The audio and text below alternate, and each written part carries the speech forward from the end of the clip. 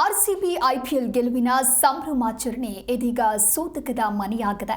ಬೆಂಗಳೂರಿನ ಚಿನ್ನಸ್ವಾಮಿ ಸ್ಟೇಡಿಯಂ ಬಳಿ ಬುಧವಾರ ಸಂಭವಿಸಿದಂತಹ ಕಾಲ್ತುಳಿತದಲ್ಲಿ 11 ಮಂದಿ ಮೃತಪಟ್ಟಿದ್ದು 40ಕ್ಕೂ ಹೆಚ್ಚು ಮಂದಿ ಗಾಯಗೊಂಡಿದ್ದಾರೆ. ಸ್ಟೇಡಿಯಂ ಹೊರಭಾಗದಲ್ಲಿ ರಾಶಿಯಾಗಿ ಚಪ್ಪಲಿಗಳು ಬಿದ್ದಿರೋದು ಈ ದುರಂತಕ್ಕೆ ಸಾಕ್ಷಿ ನುಡಿತಾ ಇವೆ.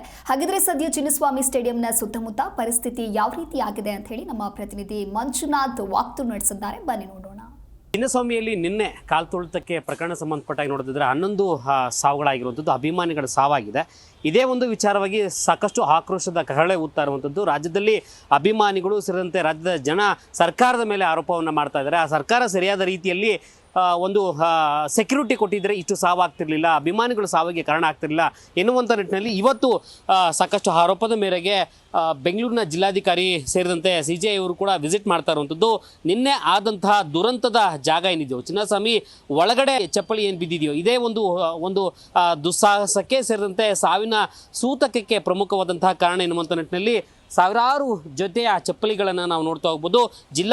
ನಗರ ಜಿಲ್ಲಾಧಿಕಾರಿಯಾಗಿರೋ ಜಗದೀಶ್ ಅವರು ಇವತ್ತು ಬೆಂಗಳೂರಿನ ಜಿಲ್ಲಾಧಿಕಾರಿಗಿರೋ ಹಾಗೆ ಏನು ಸ್ಥಾನದಲ್ಲಿದ್ದರು, ಅವರು ಕೂಡ ಇದಕ್ಕೆ ಪ್ರಮುಖವಾದಂಥ ಕಾರಣ ಏನು ಎನ್ನುವಂಥ ನಿಟ್ಟಿನಲ್ಲೂ ಕೂಡ ಪರಿಶೀಲನೆ ಮಾಡ್ತಾ ಇರುವಂಥದ್ದು.